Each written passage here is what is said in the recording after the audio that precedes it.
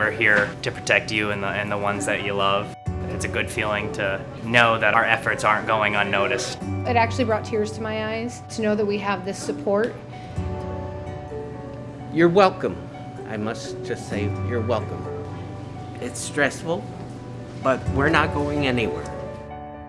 Welcome to another edition of Bucknell Men's Cross Country Through the Decades. Tonight we have the 1970s joining head coach Kevin Donner and one of our current student athletes, Connor McMenamin. Connor is a senior from Souderton, Pennsylvania, and we're really excited that he's able to join our call. My name is Todd Newcomb, and I want to thank Geisinger as our sponsor for tonight's session. Geisinger has done a great job throughout the pandemic, helping the surrounding communities here in central Pennsylvania. And as always, they do a great job day in and day out with our current student athletes here at Bucknell. So thank you to Geisinger. I want to introduce our guest, and I'll turn it over to Coach. And we've got a great group. Our first guest from the class of 1976 is Dan Davis. Dan was the East Coast Conference individual champion in 1975. He was a two-time All-East selection, where his top finish of second place came in 75. And he placed seventh at the USTFF Championship, also in 1975. Our next guest from the class of 1979 is Bob Bickel. Bob was an NCAA qualifier in 1978, where he finished 91st in the nation. In outdoor track, he was an ECC champion in the 10K in 1979 and an All-East selection, and also a two-time NCAA qualifier. In indoor track, Bob was a two-time East Coast Conference champion and an All-East selection in 1979. He was inducted into the Bucknell Athletics Hall of Fame in 2002. Our next guest, also from the class of 1979, is George Buckheit. George was the East Coast Conference individual champion in cross country in both 1977 and 1978. He was a three-time All-East selection, where his top finish of seventh place came in 1977. He was a three-time NCAA qualifier with a career best finish of 55th in 1978. In indoor track, George was a five-time East Coast Conference champion, a three-time All-East selection, and a three-time NCAA qualifier, earning All-American in 1979 after finishing sixth in the 10K. In indoor track, he was a three-time East Coast Conference champion, a three-time All-East selection, and an NCAA qualifier in 1979, where he again earned All-American after finishing third in the 3-mile. He won the Christy Mathewson Award at the Senior Awards Dinner, and he was inducted into the Bucknell Athletics Hall of Fame in 1986. And our final guest, also from the class of 1979, is Lee Edmonds. He was an NCAA qualifier in 1978, where he finished 98th in the nation. In outdoor track, he was the ECC champion in the 10K in 1978 and 1979. He was a two-time All-East selection and a two-time NCAA qualifier. In indoor track, he was a two-time ECC champion in the 3-mile run, and he was inducted into the Bucknell Athletics Hall of Fame in 2002. It also needs to be mentioned that the last three gentlemen mentioned from the class of 1979 were on cross-country teams that went a remarkable 49-0 in dual meets over their careers. So 49-0. Coach, it's a great group. I'm going to turn it over to you. Hey, Thanks, Todd. Before you do, Todd, I heard you were on with the 80s guys, and they said that they were better than us. It's very clear the class of 79 is the class of all classes, and that it is at least well due to our freshman captain, Dan Davis, who's also on this. So I just want to clear things up for the record. Okay, go ahead. Duly noted. All right, guys. Well, just like the 80s group, the 70s group, you're like royalty. And you are royalty. You guys did a heck of a job. And I'm amazed at what Art Golden did back in your era, the 80s, early 90s. I'm just amazed with that. And people tell me about my career at Bucknell. I tell them if I go down as the second best coach in the last 50 years, I'll be pretty happy. By the way, it's been 51 now between Art Golden and I. This is my 20th year. So I'm the second best coach in the last 50 years at Bucknell. Either way, I'm really glad that you guys are here. Connor is just to let you know, he is a history buff. Connor knows our history, and he can tell you all about the history of baseball. The guy should major in history. I'm not sure why you're not a history major, but you should, because he know. I'm sure he could rattle off all your PRs within 1/100th of a second if he doesn't get them right on. But anyway, we'll get this going.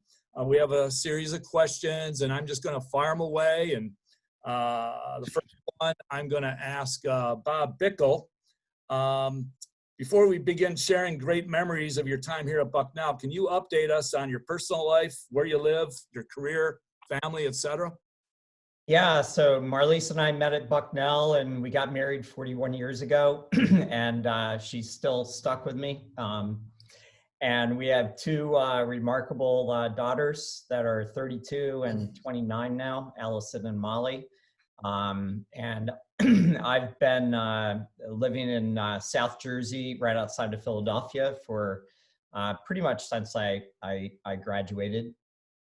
And I've been involved in a number of tech startups.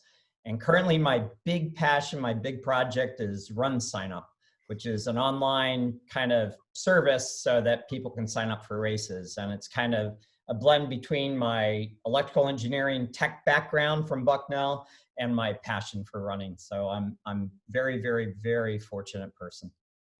Great. Why don't you update us on what you've been doing? So I, like Bob, met my wife at Bucknell. She was a cross-country runner and a distance runner in the class of '82. And we've been married 37 years. We have 5 kids. All of them are out of the house now. I actually grew up in Lewisburg. I now live in Cooperstown, where I've been practicing pulmonary critical care medicine for a lifetime, I guess you'd call it. And so I still get back to Lewisburg occasionally. My parents have finally left there, but I still have a fond thing for Bucknell and for Lewisburg. Great, great. Next I see is Dr. Dan Davis. You know, I know you're practicing podiatrist. He still comes back occasionally. He used to come back a lot. And then I know his life changed when he was named president of the podiatric medical field there. But tell us about your career here since leaving Bucknell. Well, as you said, Kevin, I've got I'm still practicing podiatric medicine, sports medicine, and now I'm heavily involved in limb salvage at our hospital facility and 2 wound care centers. It's been pretty cool. We've developed a sort of a technique with live placental and umbilical tissue to actually regenerate tissue on diabetics that have either ulcers or a limb-threatening type of a condition.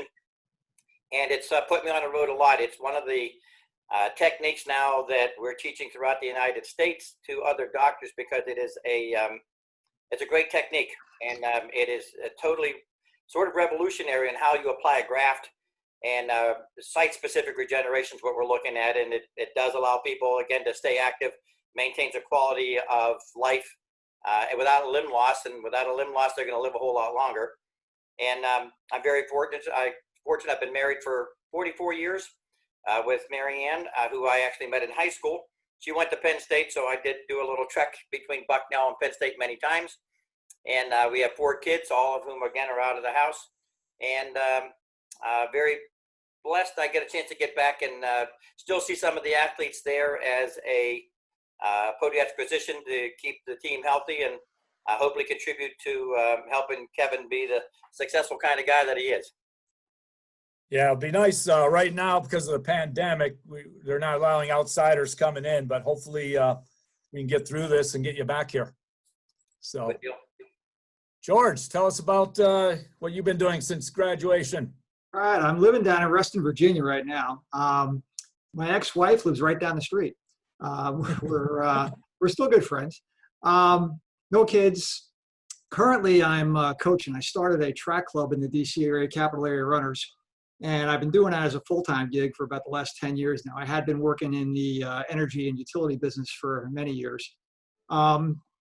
We've had pretty good success. We've had Olympic trials qualifiers every 4 years since we started the club 17 years ago. We had a British Olympian, 2012, Claire Hallisey made the British team in the marathon. And, I spend my time now doing what I love doing. That's coaching runners. And, Awesome. yeah. Cool. You had one of my girls for a little bit, Stephanie Fulmer. She was with Yeah. you for a little Yeah. bit, wasn't she? Yeah. Then Yeah. she moved. Yeah, she moved back to Philadelphia. Yeah. All right. Great.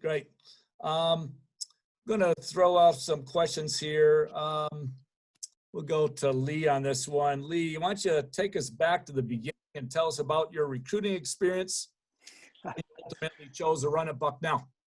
So, like I said, I went to Lewisburg High School. I graduated from there, and I would, in my senior year, I'd go up and I'd run with the team occasionally. I don't know if that was, I should say that. That's probably like, Mom, you can take that, cut that out later. But I would occasionally run with them just on a long run. And I really wanted to go to Bucknell, but I didn't really want to live in my hometown. And Lehigh was in Lafayette were the other options. And of course, as you know, they would have been competitive nemesis. So anyways, my dad finally said, you just live on campus. You don't have to live at home. And then I said, oh, that's great. That's the best. That's where I want to be. And so I chose Bucknell, and then I ended up living with Bob up there for 4 years, usually down the hall from George. And Dan was, I remember Dan when I was in high school. He had his own unique run, his own unique style. He was a people person. He helped recruit. So yeah, those were good days. Yeah, that's it, Bob. I know. I remember it well. Yeah. Dr. Dan, how'd you end up at Bucknell? Well, I had probably my coach from high school was an instrumental factor. I had a full ride to Gettysburg and a pretty full ride to Indiana, Pennsylvania. And but my coach said you'd be a better fit at Bucknell. You got a young coach. I like his style, and I got a handwritten letter from Coach Goulden. It wasn't typed or anything, just handwritten, saying he thought that I would be a good fit. He had been following what I was doing, and followed me when we ran for the PIAAs at State College. Coach was there with Frank Carroll, and had a chance to talk with him again. And I said, you know what, I thought it was going to be a good fit. And much to my parents' chagrin at the beginning, saying, listen, I'm going to go to Bucknell. They said, but you're giving up a full ride. I said, yeah, I know. I said, but I feel it's a better fit. I loved Lewisburg, loved the atmosphere, and there was something about Frank Carroll I liked also, knowing he was an upperclassman, and he was just sort of an inspiration, saying you would be a good fit there. So I have to say, the academia, the campus is absolutely gorgeous, and Lewisburg is just a quaint town that somewhere down the road we may end up retiring to, because it's just a great area of Pennsylvania. Bill Ledgerwood did that. Yeah, just recently. Yeah. I hope he lives on his loop. Yeah. Yeah, allegedly. Let's loop. There you go. We did that a few times in our 4 years. George, how'd you end up at Bucknell? Let's see. My first meeting with Coach was during cross-country season of my senior year in high school. We were going out to Penn State to run a national junior meet, and Coach volunteered the Cowan Conference Center for our team to stay at overnight. And that's how I initially met Coach. And then when I went back for my visit several months later, I really enjoyed the guys on the team. Again, like Dan, Frank Carroll really stood out to me. Funny story, I wish Frank and Lou Calvano were on tonight, because I was there the weekend of the Demi play. Delta Upsilon in the old days used to put on a play, and they did a takeoff on the Wizard of Oz that year. And Louis was the Cowardly Lion, and Frank was the Scarecrow in the Demi play. And I thought that was kind of funny. I went back to Delta Upsilon, their fraternity, afterwards, and got to meet some of those guys. And just the guys on the team. Coach, I loved. We hit it off right away. And, I never told my parents this, but Bucknell is the only school I applied to. So thank God I got in.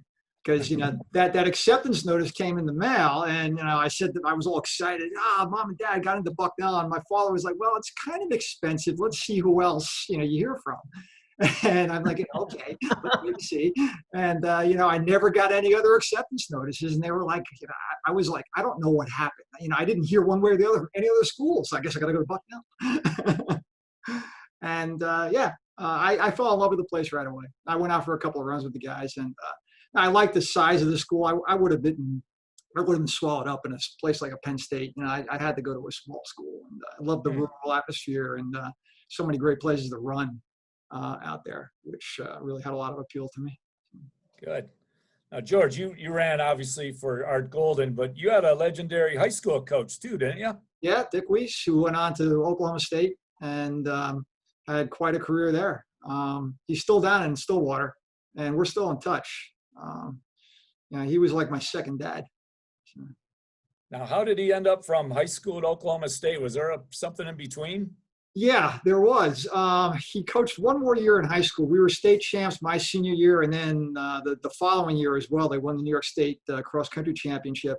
And then he just wasn't making enough money coaching at a Catholic high school, so he gave up coaching. He started selling insurance for State Farm, and that lasted for a year. And then he got a call. I don't know if you ever knew Howie Ryan. He was the head coach at the University of Houston. And Howie and Coach Weiss were Army buddies from serving in Korea. And Coach Weiss got a call from Howie Ryan, like it was late August of what would have been, I guess, my sophomore year at Bucknell. And Howie had heard that University of Missouri their coach resigned like the day before classes were supposed to start. And they were in a bind to come up with somebody. They needed somebody immediately for cross country. And Howie Ryan knew the AD at Missouri and put him in touch with Coach Weiss. And he got the job at University of Missouri, stayed there for about 4 or 5 years, and then went on to Oklahoma State. So yeah, there was a little bit of a lag there, but he had great collegiate career. He had dozens and dozens of All-Americans. And, Oklahoma State won cross country a couple of times as well. So. Yeah. Interesting story. Yeah. And Bob, tell us your story. So a couple friends and I decided to take a long bike ride from Vestal, New York, near Binghamton, the summer before senior year, and figured we'd go look at colleges. So we rode our bikes to Penn State. I went up to the coach's office, and his secretary made me fill out a form, took it in to Harry Groves. She came out and said, "I'm sorry, he doesn't have time to speak with you." And we rode our bikes over to Bucknell, and Coach didn't have a secretary, surprisingly. And I knocked on his door. He says, "Come on in." And we talked for like an hour or something like that. And then, he kept in contact with me, and I was like, yeah, I want to do this. Bucknell is a great school. I can get an electrical engineering degree, but I can also see if I can be a good runner, because I think this guy knows how to coach runners. And the three of us from 79 were all kind of average. George was probably a little bit above average runner, but not that great in high school. And it turned out well for us. Great. So, and all right, let's go with Connor. Connor, why don't you ask some questions here? All righty. So I guess I'll start with Mr. Bickel, if that's Mr. Bickel, that's a little bit too deferential. You can call me Knucklehead, or in college they called me Bick, or you can call me Bob, but don't call me Mr. Bickel. Okay. All righty. So Bob, what advice would you give me or any other runner on our program today about your college cross-country experience at Bucknell? Strength of the pack is the wolf. Strength of the wolf is the pack. Simple. Like, run together and run a lot. All right. So, Lee, I guess the same advice. First, I would say, don't ever call me Mr. Bickel. But I would agree with Bob. George was always a little bit ahead of us, but Coach used to. He was a lot ahead of us, Ed. Oh, he was a lot ahead of us. Come on, admit it. It's All okay. Right. He was a lot ahead of us, but we always ran together. Coach would always have a strategy, and then he would sort of give everybody what to do, and he'd turn to me and he'd say, "Just do whatever you want to do," because he knew I always went out slow, and I just think. Yeah, if we waited logged a lot of miles, it was disaster. So logging miles and having friends. I have to say I don't. Again, you might have to delete this later, but I think I learned more on the track team, cross country team than I did in the classroom at Bucknell. Absolutely. Absolutely. 100%. Yeah, I would agree with that. And it wasn't that I went to postgraduate, I got degrees post Bucknell, but I still think the things that I learned from Coach Goulden and from my teammates were greater than what I learned in the classroom. Plus, he's not that good of a doctor. Yeah. So, George, any similar advice to that? Yeah, you guys just got to do the work. I mean, that's all it is. I mean, we did a lot of miles, and you know what? They run it real fast. I mean, Eddie, I don't know if you remember, between our sophomore and junior years, Lee and I had a week during cross country camp where we hit like over 160 miles in a single week. Do you remember that? I remember those cross country camps, running 3 times a day with coaches camp. We tripled all 7 days. It was coaches camp. Yeah. And somehow on the 7th day of that, we managed to go to Wiccan's wedding and back and still get in 3 runs. And we drove to Jersey, and we ended up with 168 miles for the week, which worked out to exactly 1 mile per hour for the entire week. And yeah, Bick, you weren't there. We would have dragged you along too. No. I had to have meals every time you guys went out and ran. So I had breakfast, and then I had lunch, and then I had dinner, and you guys were running. So yeah, Bick was the champion of the eat to win diet. That's how we trained. So, but yeah, I mean, we just did a ton of miles. We even during, we were tripling during cross country camp, but during the season, getting our doubles in every day, and just making sure, especially as we were captains later on in our careers, making sure we had the whole team, jacking up the miles. And start out slow, finish fast. Eddie had the right idea with, he's saying he's always starting out slow. I mean, that is the way to do it. I kind of always knew where the mile mark was on every run that I did, either on campus or when I was at home in New York, and I would never be under 8 minutes first mile. You always started out really gently and just kind of work into it. And, we'd be cranking pretty good sometimes at the end of runs, but we were just a bunch of guys who, like they said earlier, we weren't really highly recruited at all. We weren't particularly talented high school runners, but we made ourselves into really good runners, and we just did the work. I still say that today at Run Sign Up, or really all the companies I've been a part of, is I say you put in 5 and 10 and you can't help but get good. Yeah. So whatever your job is, like if you just do that job consistently every single day, you can't help but get pretty decent at it. Yeah. And that's what I preach to my runners too, to stay consistent for a long period of time. And the progress sometimes can be a little slow, but it's steady. And you just I think we can't underestimate the magic of Goulden though. In the gray sweats. Dan, do you remember the gray sweats? Who are those guys? Exactly. Who were those guys? We didn't have Bucknell on anything we had in those days. There was a black baggy gray sweats. On the gray sweats, if you remember. Yeah. I might have one in the closet. Yeah. Uh-oh. Now we're all in trouble. Yeah. Junior's gonna come and get you. Junior, yes, Junior. I forgot about him.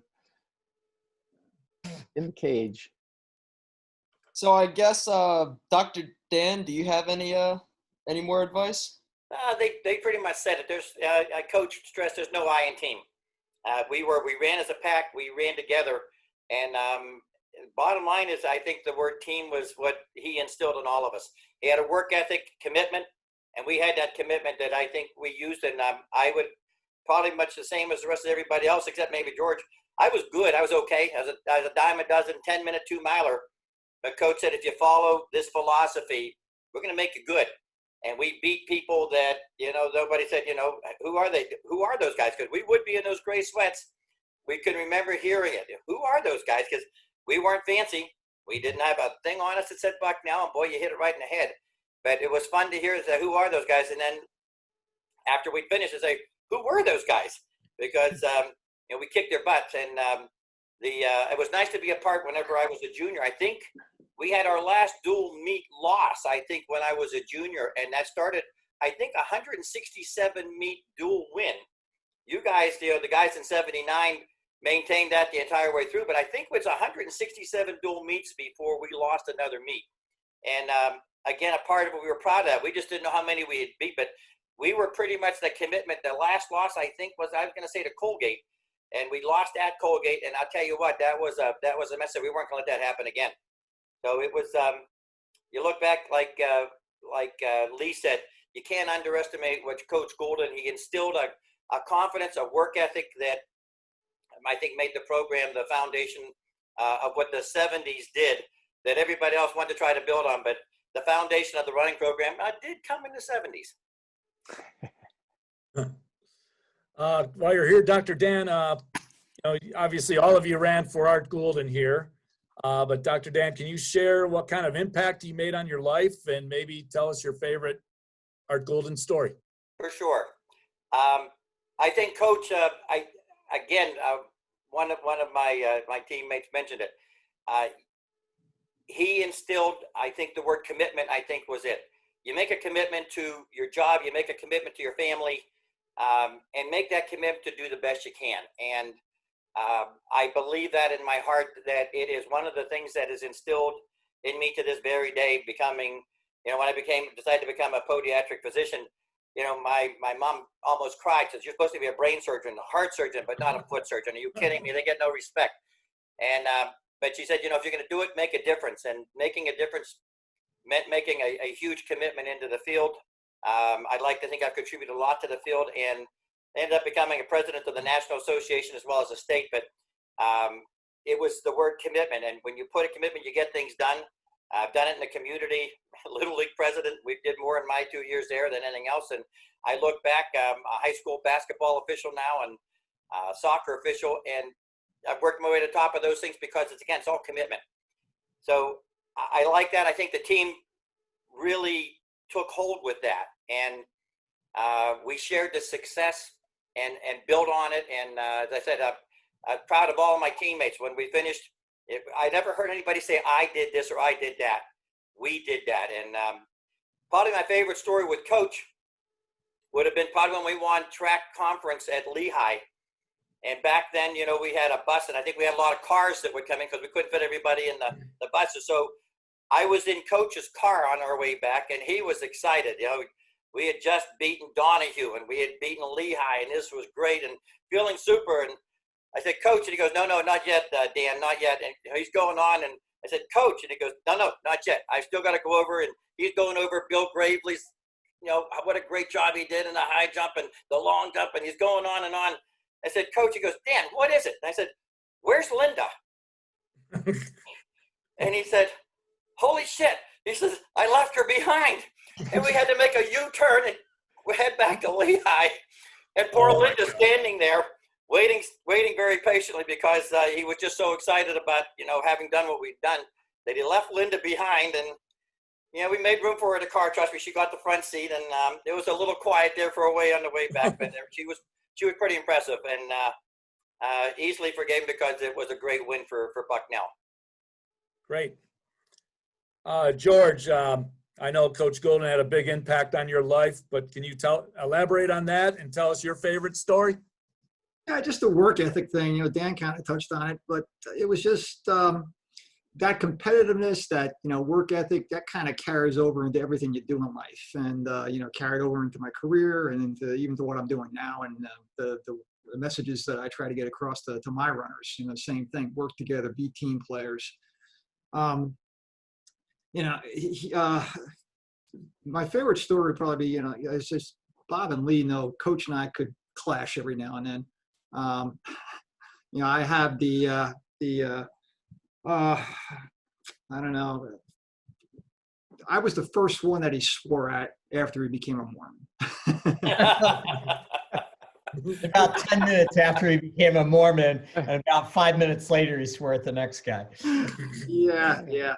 I mean, when we came back, I guess it was for our sophomore year, we noticed this big change in Coach's, demeanor. He wasn't, our freshman year, Coach had a very colorful way of getting in your face. Sometimes you'd be hit with some profanity-filled tirades, and all of a sudden, sophomore year, it was like everything was gosh darn it, and gee willikers, and like, what happened? And we finally found out that over the summer he had decided to become a Mormon, and he wasn't swearing anymore. And anyway, he and I had one very famous incident Lee will remember in the middle of the gym coming in from a town loop at the end of that we tacked on at the end of an 8-mile run. Remember that, Lee? Where he had called a team meeting and gets into the locker room and says, "Where's Buckheit?" Yeah, there were 6 of us who had gone out for this additional 3 miles that we tacked onto an 8-mile run. And, he only asked where I am. And, he was told we were doing a town loop. He knew we were going to have to come in through the back doors of Davis Gym by the annex. This is before the field house, before the basketball arena that's there now. It was just Davis Gym and then the annex. And he knew that we'd be finishing coming in, and he walked the center court of Davis Gym. Now, mind you, there's intramural basketball going on. There's sneakers squealing, basketballs bouncing, guys yelling. And I'm coming across the floor with Lee and Billy Cobbs and a couple of guys. I don't think you were there with us, Bick. No, I was a good boy. Yeah. You were eating. I was eating. Yeah, you were eating. And he stands center court. He's, "Buckheit, get your effing ass over here." And I'm like, oh God, and everybody, I turn around, all of a sudden Lee and everybody else gone. They all scattered. And Coach and I had a bit of a tiff there, and then it carried over into his office after we got done with our team meeting.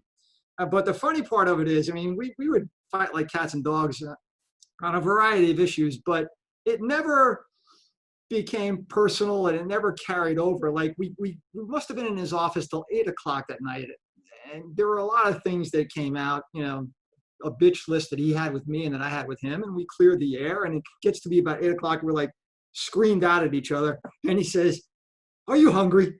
I said, "Yeah, I am." He says, "Let's go get a za." And we ended up down at Casa de Pizza. But that's the way it was. We were chatting about, I think it was baseball playoff time. We were chatting about the Yankees the rest of the night. And the next day we go to practice, and it's like it never happened, the previous day.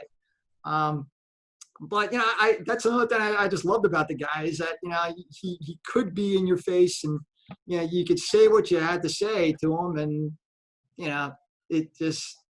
it worked, and he kind of stoked my competitiveness quite a bit with the way he would get in my face every now and then. And, it was a great relationship, testy at Good. times, but I miss him, and I really do. So, Yeah.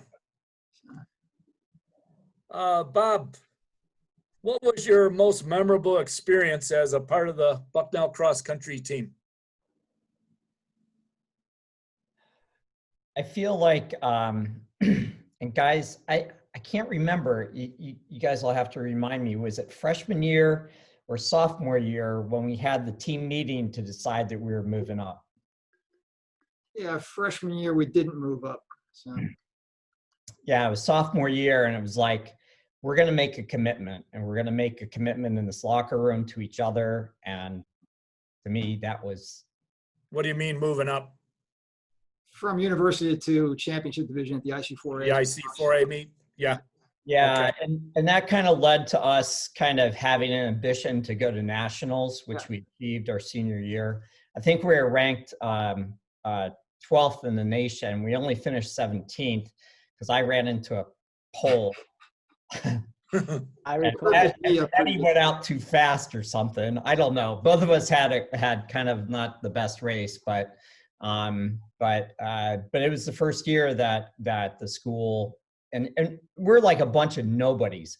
We're showing up at nationals, and one of the top 12 teams in the nation. It was remarkable, and it started in that locker room at that point in time. And I may have missed that extra town loop, but I think all of us put in a fair amount of effort, and it was just because we were there for each other. Yeah, it was amazing. We aspired to, do something more than just be, conference champs. We wanted to be a nationally ranked program, and we did it by the time we graduated. So that was the first year, correct?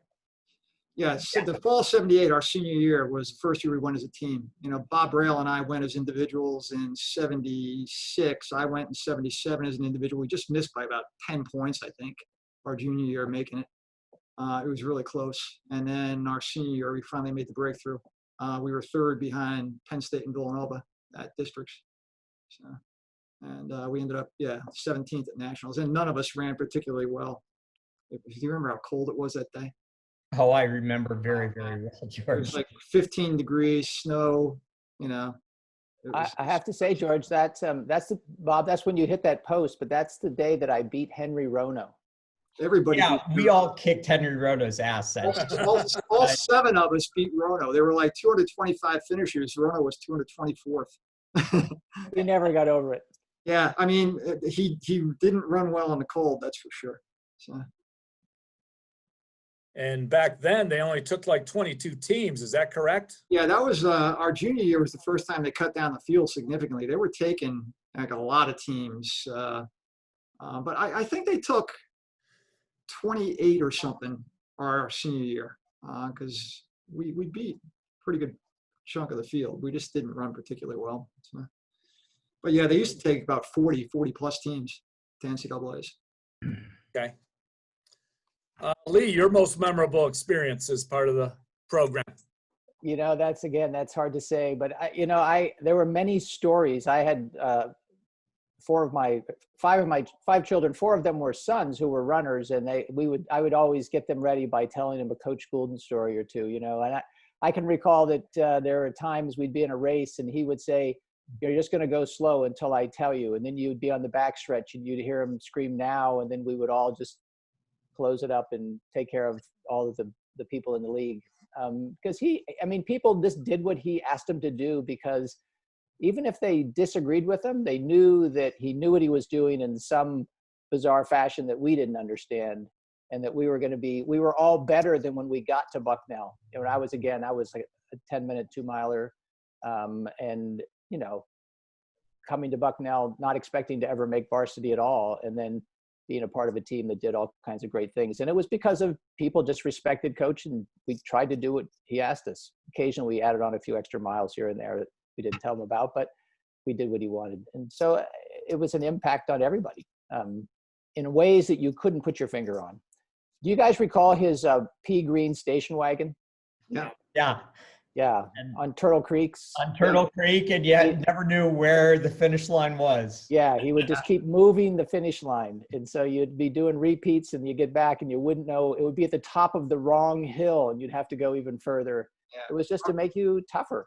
That was what he would run until you find me. Yeah. I'll be somewhere out there. Yeah. Yeah. So. And I'm like George. I can't tell you anybody's times, even my own. I was not a statistics person. Sorry, Connor. I don't memorize baseball statistics either. I mean, I just like to run, and the rest of the time I studied. Okay. Dr. Dan, who was the teammate you admired the most during your career, and why? I think I alluded to it earlier. It'd probably be Frank Carroll. I think he had a way about him that when we were really tight, he knew it, and he'd loosen us up. He felt if we were too loose, he could tighten us up. He was just a great example, and he inspired us, again, just as a team leader. I thought he was the epitome of a leader, and that's who I wanted to follow after, and I wanted to be like Frank Carroll. As simple as that. It was just he was a good competitor, a great competitor, and someone you were proud to have as a teammate. And I probably, in all the years I look back, I think that's who I wanted to model myself after. When you were a freshman, what year was he? He was 1 year ahead of me. Sophomore? Okay. Sophomore. Gotcha. George, teammate you most admired? These other 2 knuckleheads from my class, Vic and Eddie. I mean, I've said it to many people many times. I don't think any one of the 3 of us could have accomplished what we did during our 4 years at Bucknell without the other 2. I would not have been the runner I was without these 2 guys, Bob and Lee. We kind of pushed each other. Like they were saying I was way ahead of them. I wasn't way ahead of them. I mean, we trained almost step for step every day, year round. And, without the 2 of them, I wouldn't have been the runner I was or gone on to be the runner I became after college either. And I owe a big debt to those guys. Don't get mushy now, George. It's true. I mean, what we did in the 4 years, especially, you look at that IC4 race outdoors our senior year when we all ran the, low 29 10K. I mean, that was pretty amazing. I mean, we were out, Eddie, and Bick didn't go, but Eddie and I had gone to AAU Nationals following the NCAAs that year. And one of the guys from Track and Field News, I think it was Jim Hill, got me in the stands. He said, "Oh, you're a Buckeye from Bucknell, right?" I said, "Yeah." And he says, "What you guys ran at the IC4As, you Bickel and Edmonds, as far as we can find, it was the fastest that 3 American-born teammates from the same college ran in one 10K race on the same day ever." And that was a mark that stood for a while. I mean, since then, Wisconsin, Stanford, a couple other schools have put together 3 guys on the same day run faster than we did. But that was for 3 guys who weren't recruited at all, other than by Coach Goulden, who were, good but not great high school runners, to pull off a feat like that just from, pushing each other for 4 years to get there. And that was pretty impressive for a non-scholarship program. That wouldn't have happened if all 3 of us hadn't had the good fortune of being there at the same time. So, just an FYI, Connor here reminded me of that. He actually told me that was the fastest 3 Americans from a college team at the time. Yeah. Remember that, Connor, over the spring? Yeah, I've done a lot of research, and I have a lot of PDFs that are in horrible condition, but they're photocopied and you can read them about results from the past, and it's very interesting stuff. And yeah. So Connor, did anybody tell you that we only ran 24 laps that day? Who's counting? It's a long race. I mean, it's easy to miss. Race. You get confused. Yeah. I remember, I think I put that in, just to keep morale up over the pandemic in the spring when track was canceled. I was doing that this day in Bucknell history. Remember that? I'd set up out there, and I think that was one of them, if I remember right. Yeah. I sent that out, and I got a lot of replies like, "Wow, that's pretty cool." So I was sending that to the team and the alumni group, and I couldn't wait till that school record that McLean had. And then, McLean's school record and Gravely's school record were on the same exact date? I did not know. IC4A is my freshman year. Yeah, and that's still our school record in both the and obviously the 800. Yeah, for the exact same day. So it's pretty cool. So, Connor, why don't you throw some questions out? Yeah. So I guess shifting gears a little, I'll ask Lee this question. What advice do you have about networking and finding the right job after Bucknell? I'm not the guy to ask that. I'm not much of a networker. I'm a kind of put my nose to the grindstone and just get it done. And that's what I've been doing my whole career. I'm not a big networker. So you kind of asked the wrong guy, but I would say that, people from the track team, we're foxhole buddies. It goes way back. You'd come back after really hard workouts and you survive them together, and here we are reminiscing about them, and we're truly sort of foxhole buddies. And so keeping those relationships alive the best you can. I have to say I'm not good at it, guys. Sorry. Yeah, he really sucks at it. Bob, do you have any advice about networking and finding the right job? Yeah. Don't hang out with Lee. Yeah. Don't rely on Eddie as your key kind of network affiliate. No, in terms of finding a job, I do think that you have to kind of build something more differentiated into your resume, whatever it is. So like I try to hire a lot of software developers and things like that. And what I always look for is like third-party validation, right?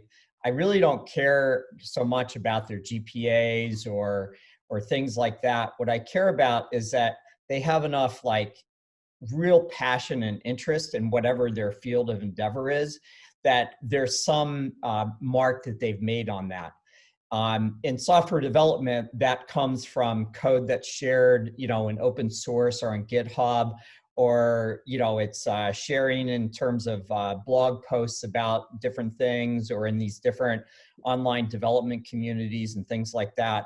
When I interview people in sales or marketing, I ask them for written documents that they have. And what really impresses me is if they've kept some sort of a blog about what they're doing or something like that. I want something that shows that they have real passion, that they've gone outside of just like going to class and, just kind of running the regular sort of thing. I want to see I want to see passion. And so what is amazing is that, and people are so like timid about this.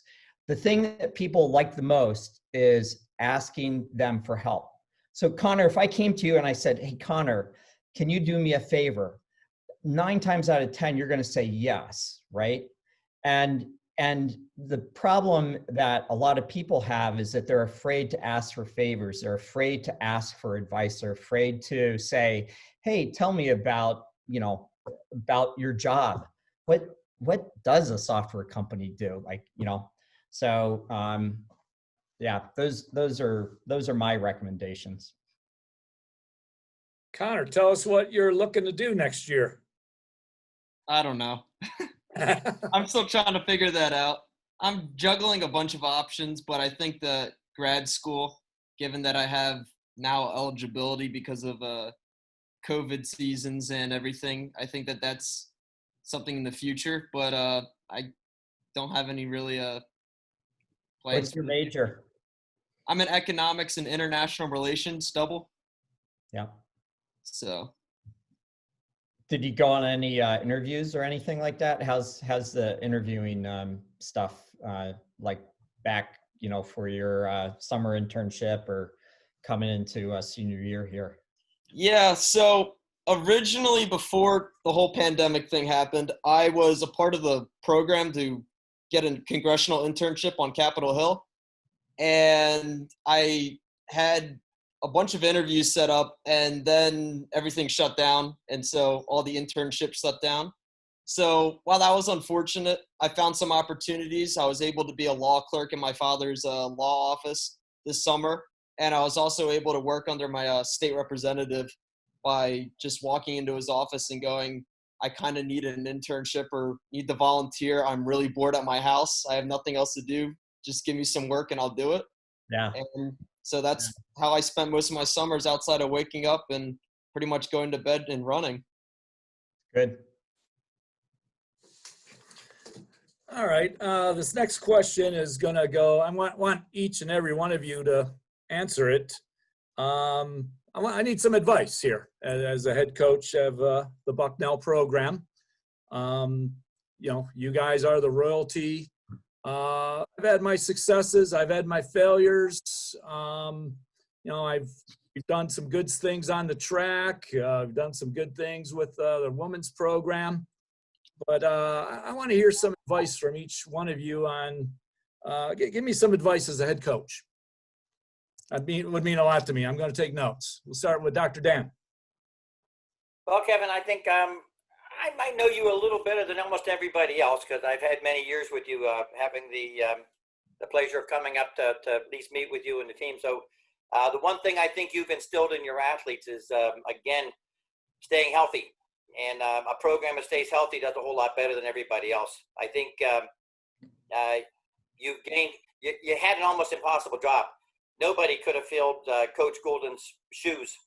And but I think that you have done an absolutely outstanding job of taking the program, and you've had to rebuild it in some ways because they said, well, you can't be like Coach Golden.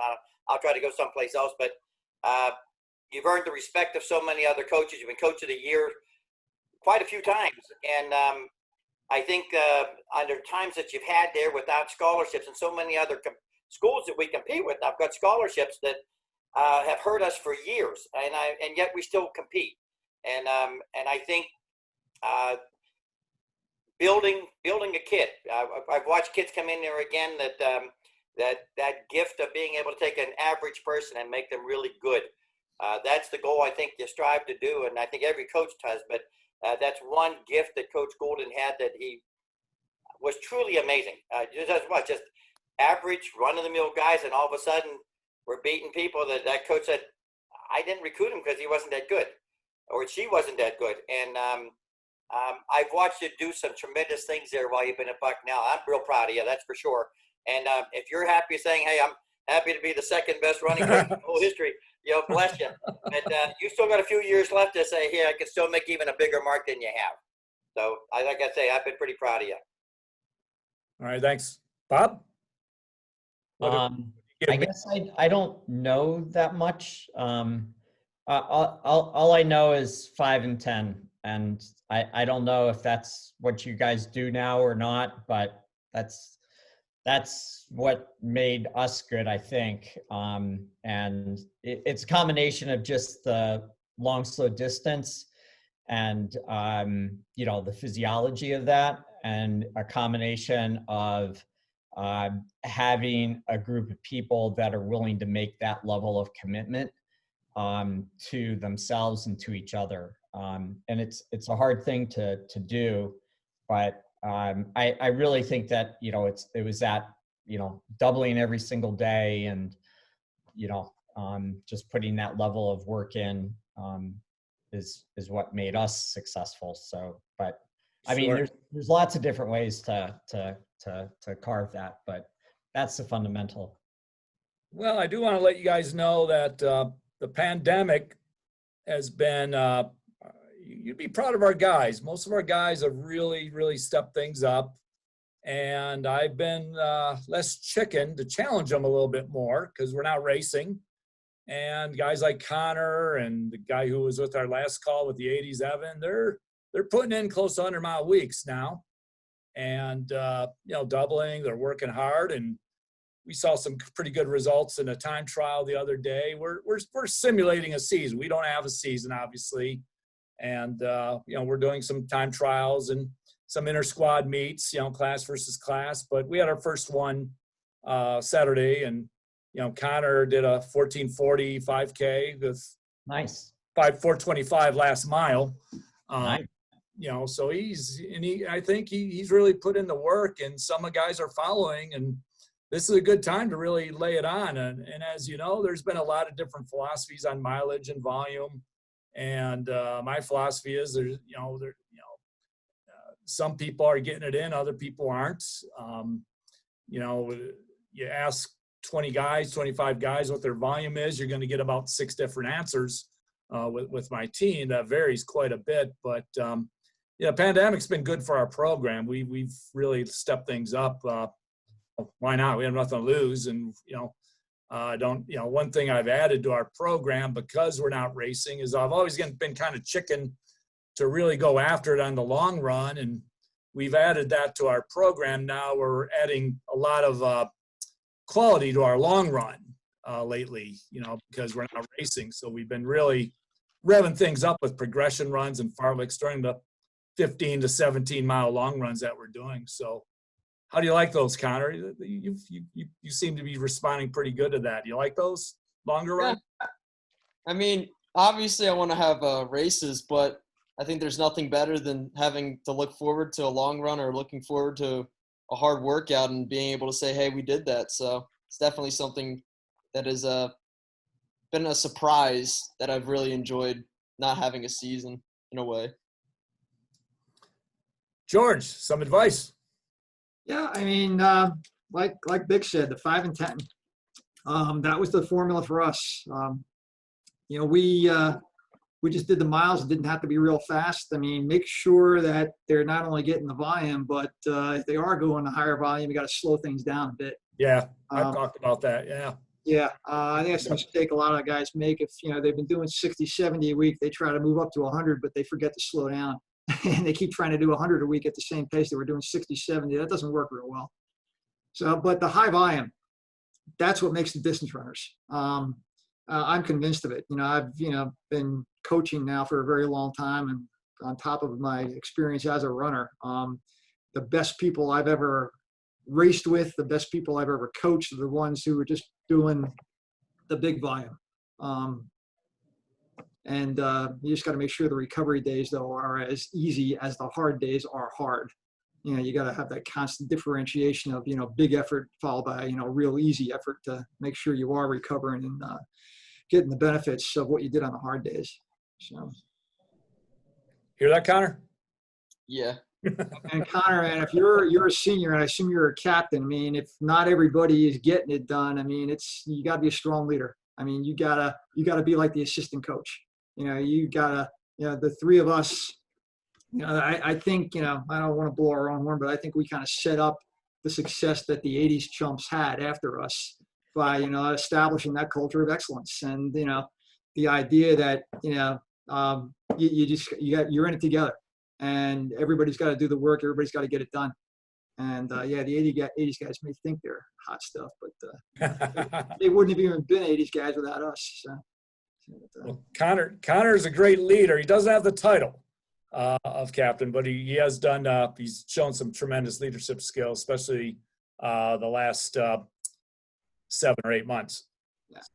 It's really, you got to have strong leaders on the team to, to help make your job easier, Kevin. And, just the captains, the seniors, the upperclassmen have to really pick up that mantle and make sure everybody is getting the work done. So, yeah. And doing it together. I mean, you can accomplish so much more working together than you can ever accomplish working on your own. Lee, you got about 90 seconds to give me some advice. Well, I would, everybody's, we're all talking about physicality, and I think physicality is key, but I think you got to build the character of the people and their mental. I mean, we all know people who train a lot, have great workouts, and they can't race because they're basket cases between the ears. And so, that environment that we grew up in, supporting each other and being positive and just knowing that we could do it and looking for each other when somebody was having a bad day, just created a mental team that you need physicality. I mean, you got to do the workouts, but I think developing people with character and people who can handle stress and, lose and still be okay and have a good day and be humble about it. I think if there's one thing you could give your runners, which will last a lifetime, it's not going to be so much their physicality and how fast they can run, but their character that they're going to develop. It's going to go off into their families and their workplaces and wherever they go. Great. Well, Lee, I remember when you and Bob got inducted to the Hall of Fame together. And I think that was one of my first, 2 or 3 years here at Bucknell. And I think that was a great day. And of course, George was from the same class and, got in earlier. But wow, 3 Hall of Famers in the same class is all from cross country. I'm not sure there's any other classes done that. I'm guessing not. But I remember when you two got in the Hall of Fame together, that was pretty cool. So special memories, special people. It should have been. Well, great job, guys. Kevin, you're right on the money again with the timing. We get it right in an hour, and you guys did a great job answering all the questions. And before I wrap up, I just want to turn my attention real quick to Connor. And Connor, thank you again for joining us tonight. And, wish you the best of luck with the rest of the semester. Stay safe, stay healthy, keep your training up. And we're keeping our fingers crossed that come the winter and the spring, you guys are going to be competing. And if you are, we'll be out there rooting for you and the rest of your teammates in the Spike Shoot program. So thanks again. And to the alums, thanks for making the scheduling work tonight. And thank you for all that you did while you were members of the Spike Shoot program here at Bucknell, and how you competed and represented the program and the university, top-notch level all the way through. And then more importantly, what you've done for the program since you left your time here as a student athlete. And the Spike Shoot program would not be the success that it is today without the support of all the alumni that are in that family and call it family. So thank you again for that. And for those of you who tuned in tonight to watch, thank you for doing that, and go Bison.